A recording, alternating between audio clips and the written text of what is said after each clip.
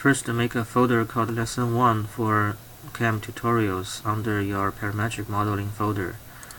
And then we need to go to the CAD samples provided by Fusion 360. There's a tutorial folder, and then from there you double click to open this tutorial 1 and then save it to our own folder. In our case, should be CAM tutorial lesson 1. Okay. Somehow it's not showing up. You give it some time, it will show up. Okay, lesson 1. And now it is in our own folder.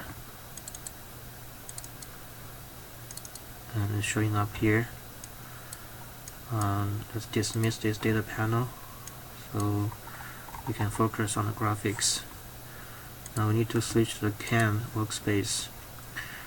These are all operations that we can use. First thing is to set up.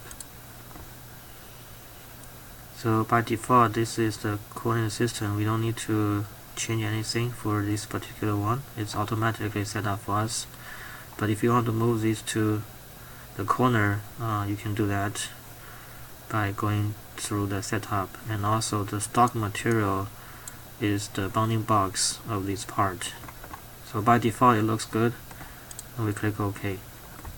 Now the first step is to do the facing of the top.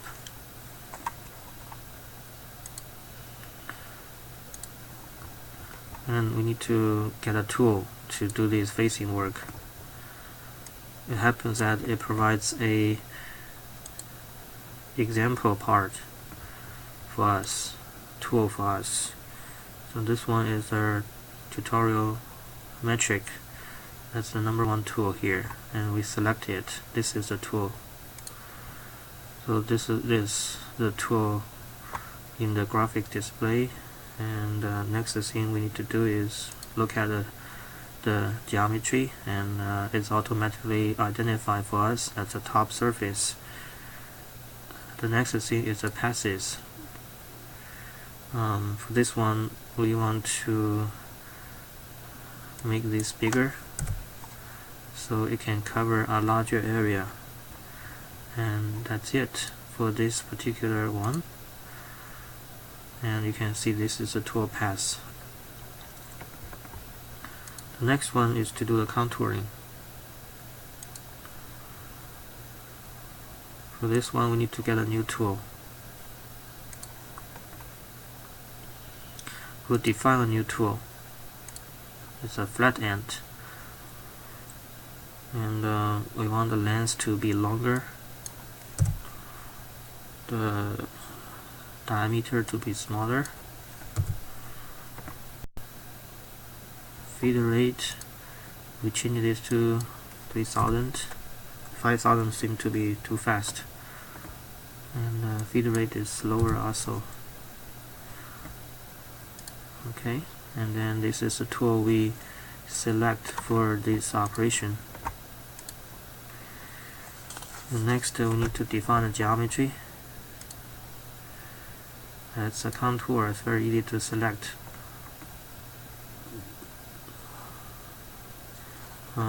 Next step is the heights. Heights, we want this button height to be slightly lower than the button face, so it can make sure that it cuts through everything. So we want it to be offset by -1. So we go down a step further, and then click OK.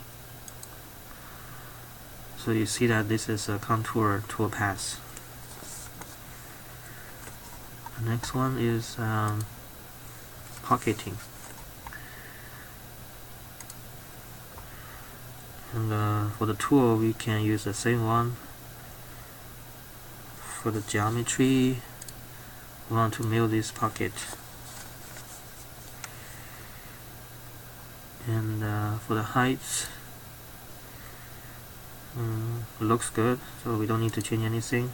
For the pass, we'll go with multiple depths. and the maximum roughing we want to put on 2. For finishing, we'll go with 1, and we'll not leave any stock. So this means that we will try to remove everything as possible. So that's all for this one, and we can click OK, and then the toolpath is generated.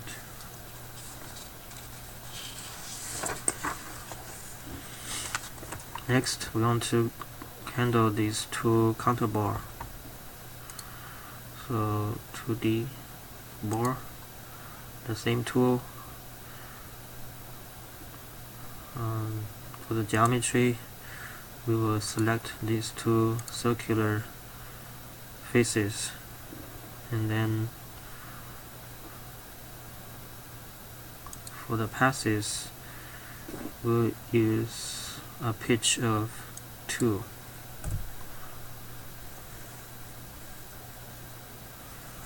Alright, so if you look carefully, you will see that these are the tool paths.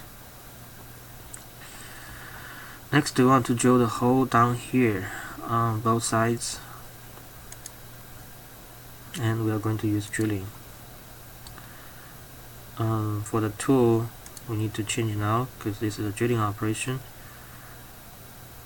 Although it's a drill, we have to go with new mill tool definition. There is a type for drill, and the diameter is going to be 5. Okay, remember this is 5. Okay, we are going to tap a hole of 6 mm, so we will make the hole slightly smaller, 5 mm in diameter. Okay, and the next thing is to select the geometry, which is easy, but you found out this one is not showing up easily. You can rotate it to select it, or you can do this, select the same diameter, and so this will be selected. Height, we will need to make sure the drill will go through the bottom. So for this reason, we'll need to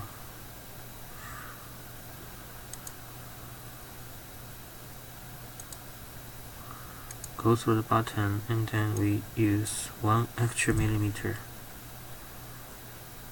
And for the cycle, there are many cycles. And for this one, we're going to use chip breaking, partial retract, and here's a bunch of explanation. And we'll accept all the default settings for this one. Okay, so if you look carefully, you will see some tool paths. The last step is to tap the holes. So let's do that, but since this is very similar to a common drilling operation, instead of creating a new one and set up everything again, we can copy this and then paste it. We can name it as tapping M6. Now we can right click,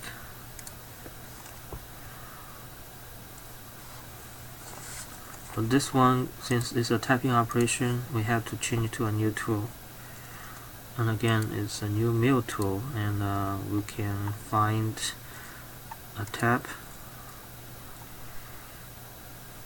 the post processor number to be 8. It depends on where you actually set up this tool in the real machine, but for this one the tutorial says 8. Okay, so diameter is 6. Remember earlier the whole diameter was 5. The float length 15. The feed, spindle speed, so that will be the tapping speed. Alright, so that creates a tool, and that's a tapping tool.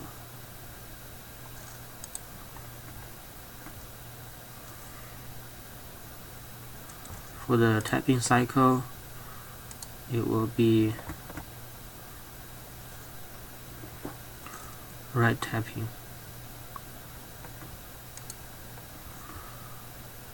The geometry and heights, they are just the same as the last operation, so we didn't change it. And click OK. So that finished all the definition of this machining planning. The next step, we can try to generate everything, but in fact nothing need to be regenerated. It's needed only if we have made some changes in the past and we didn't regenerate the past. So for this one, we'll go ahead to do it again anyway because it's very fast. Okay, so we can check that, simulate it. So this is with the stock, this is without stock, and tool paths. Let's show everything. Let's show everything for now. Okay, so we can run it. Start from beginning. And this is the facing operation. As you can see that this simulator can simulate the actual material removal process. This is contouring. Now it's doing the pocketing.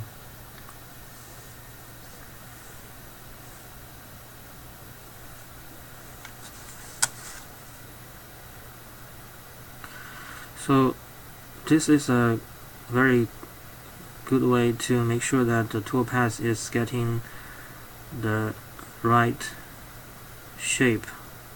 If the shape is not as we want it, then something is wrong with our toolpath definition. We need to go back to fix it. And you can do it by selecting the operation and then right click and select edit. Okay, so that's all the steps.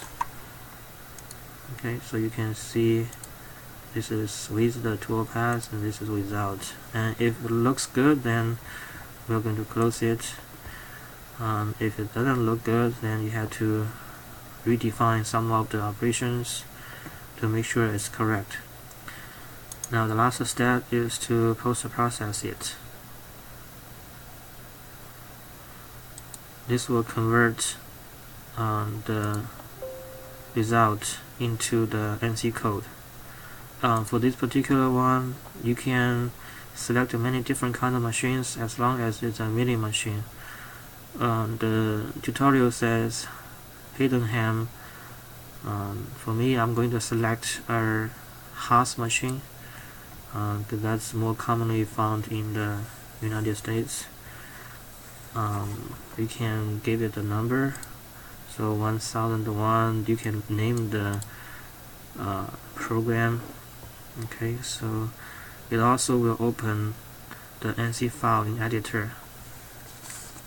It comes with installation of Autodesk Fusion 360. Double check everything. If there's any warning, you may need to set up, but for now I have already set it up.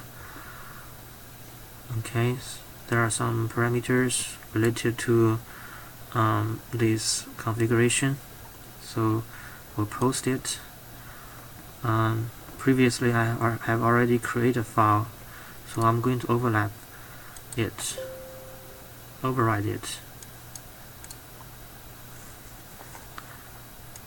Alright, so this, if you look at it, you will find out this is in fact a very common G-code and code file. And this editor is called Brackets. It's a free open source one. And you can also create a setup sheet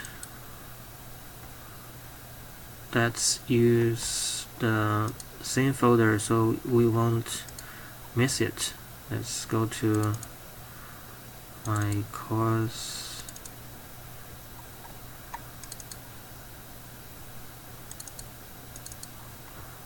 I will select this folder, and then you will find out the file is generated to set up the machine for the operations. It shows what kind of tool and what kind of operation. So it's a very handy printout for the machine operators. So that's it.